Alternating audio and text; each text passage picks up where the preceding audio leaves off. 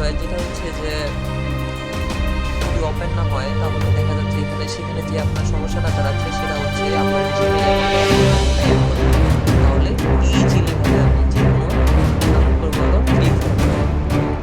so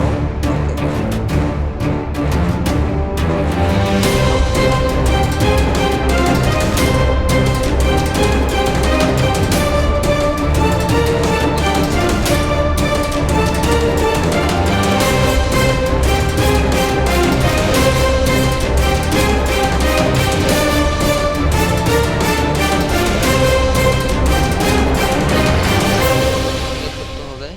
তাহলে আমরা আজকে ডাউনলোড